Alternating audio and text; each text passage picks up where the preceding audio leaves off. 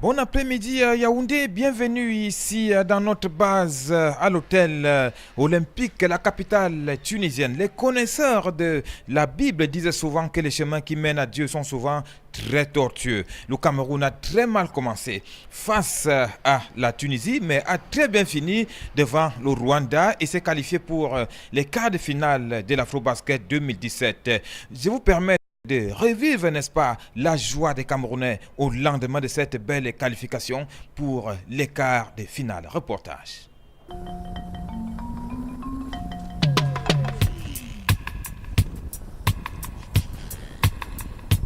Ce lundi matin est ensoleillé dans la belle ville de Tunis.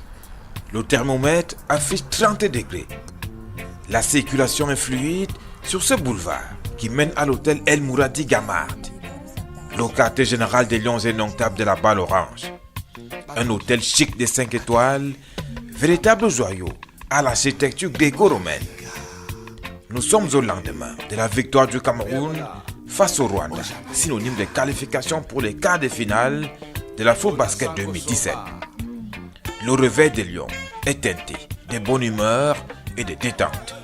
La nuit a certainement été paisible.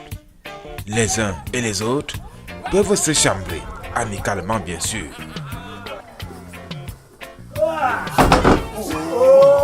Tu avais cassé mon lit.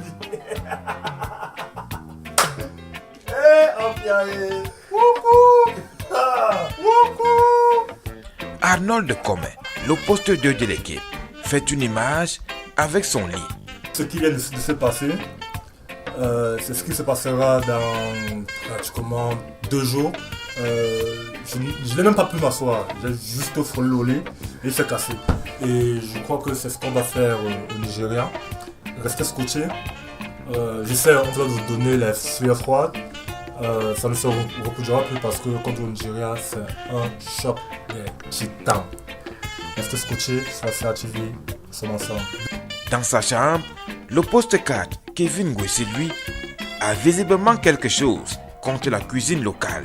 La nourriture du pays nous manque, le héros nous manque. C'est difficile. On va aller tout à l'heure au restaurant là.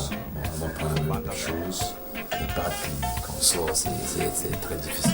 Et que dire d'Adala Moto, l'ailier, qui taquine son coéquipier Ben. Tu l'as avec deux maillots, la peau qui sous les doigts. Voilà mes doigts, la peau est quittée. La peau est quittée, la peau est quittée. La peau est quittée. Quel doigt.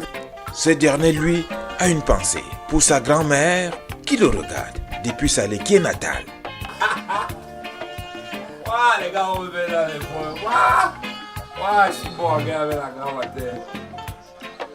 La matinée est déclarée libre par l'encadrement technique. Les quarts de finalistes de l'Afrobasket en profitent. C'est l'heure du départ à la plage. Le docteur Essomba, leur kinésithérapeute, subit au passage la foudre de ces joueurs qui veulent le jeter dans la piscine. Mais rassurez-vous, c'est juste pour s'amuser. Non, viens pas, laisse, je te suis pas. Laisse, je te bloque, laisse, je te suis pas. Laisse, on ne peut pas te mettre dans l'eau.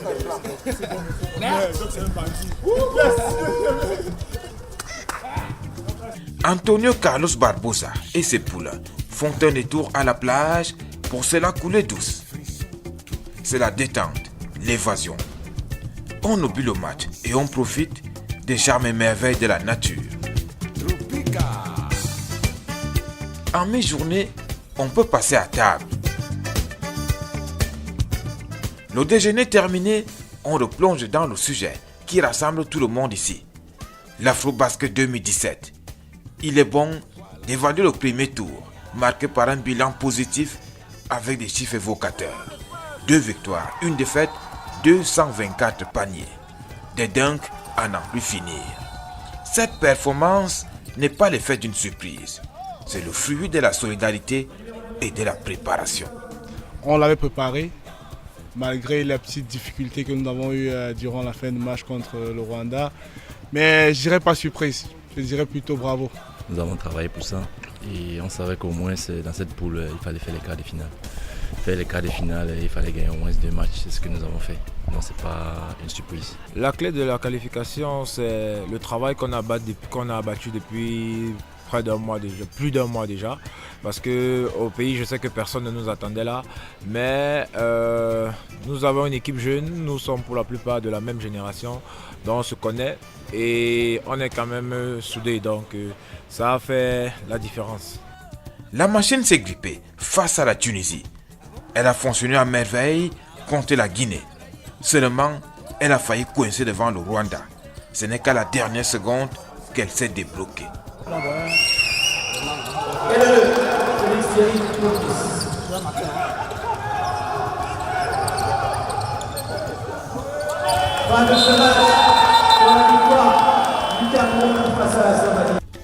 Ce premier tour a permis de découvrir un joueur extraordinaire, l'ailier fort Benoît Mbala, le dossard numéro 6. Le jeune joueur qui connaît sa première sélection a tout simplement été époustouflant. Non, mais ce mec-là, il est complet, il faut reconnaître. Il joue, on ne sait même pas où est-ce qu'il joue. Il joue à l'intérieur, il joue à l'extérieur, il shoot à 3 points. Il a des qualités techniques, il a des qualités physiques. Non, il impressionne. Quand il joue, il a de la prestance sur le terrain et ça prête attention à tout le monde, quoi. Donc c'est ça qui il pèse sur le jeu. Quand il est sur le terrain, il pèse sur le jeu et ça c'est très important pour le Cameroun. Il fait partie des explosions du tournoi. Il est super agressif, c'est notre meilleur marqueur, c'est notre leader offensif. On lui fait confiance, même si des fois on va dire qu'il en fait trop, mais il est là pour ça. Nous on lui fait confiance. Il a toute la confiance de toute l'équipe. L'étudiant de 24 ans garde malgré tout la tête froide. Mon objectif premier, c'est de représenter le Cameroun et faire en sorte que le Cameroun soit au top. Donc vraiment, c'est pas d'abord moi, mais d'abord le Cameroun. Donc je veux que le Cameroun aille loin et puis bon, je ferai tout ce que je pourrais pour aider le pays. Donc c'est ça d'abord le pays. Né aux Philippines, Ben, qui a déjà le basketball dans ses doigts, a cependant encore du chemin dans la maîtrise de la langue de sa liquide natale. Mon étonné a gâté, hein. On dit encore comment elle attend. Si ma grand-mère voit ça à la télé, je suis dans les poèmes, mais ma mina. Si ma grand-mère voit ça, vous allez me mettre dans les problèmes.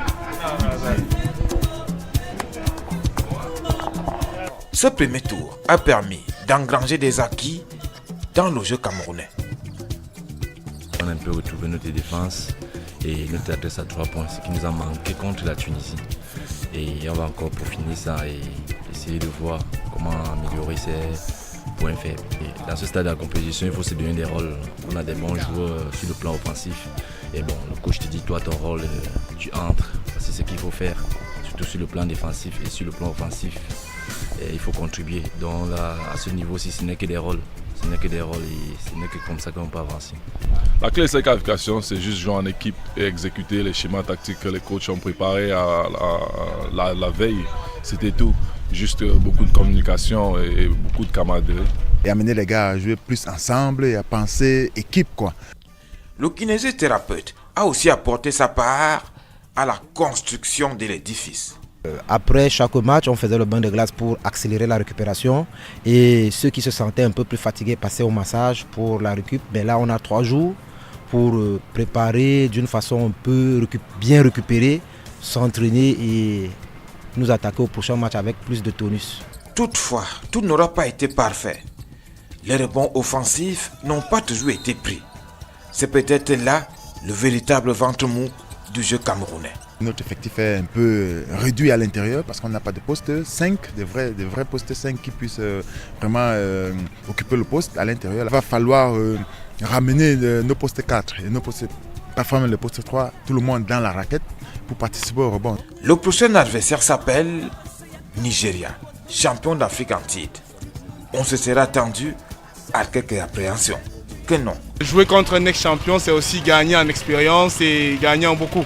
Donc c'est pour ça que moi je voulais le Nigeria. Nous on attend que ça, on est là pour en découdre, on n'espère pas jouer une petite équipe entre guillemets. Plus l'équipe est grande, plus nous avons hâte. Bon, on ne va rien lâcher les gars, on va aller se battre pour le peuple camerounais. C'est la moindre des choses. Le Nigeria est fort certes, mais sa dernière sortie face à la RDC a laissé voir des failles dans son jeu qu'il va falloir exploiter. Les premiers matchs contre la Côte d'Ivoire, ils ont gagné d'un point, c'était difficile pour eux. Donc le Nigeria présente des lacunes. On a vu encore dernièrement hier contre la RDC.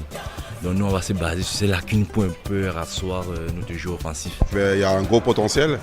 C'est pas parce qu'il y avait des amis au Cameroun, mais par rapport au jeu qu'ils ont déployé et par rapport au Nigeria que j'ai vu, je pense que le Cameroun sera au-dessus. C'est une jeune équipe très athlétique, puissant et adroit. Une équipe qui peut te mettre 15 à 17 à 19 tirs à 3 points et de courir et de défendre dur durant 40 minutes. C'est une équipe qui est prête. Tout compte fait, c'est Wood Ndoya et ses coéquipiers veulent rentrer dans l'histoire. On joue ce match pour le gagner, on ne va pas jouer juste pour faire de la figuration. Donc je pense qu'on va essayer de mettre toutes les chances de notre côté, de bien préparer le match et après ça va se jouer sur le terrain. Les Lions joueront donc avec leurs armes. La jeunesse, la fougue, la surprise, la détermination et la grâce de Dieu. Et l'esprit lion. Surtout, c'est pour ça qu'on m'appelle d'ailleurs le lion. Les troupes sont lancées.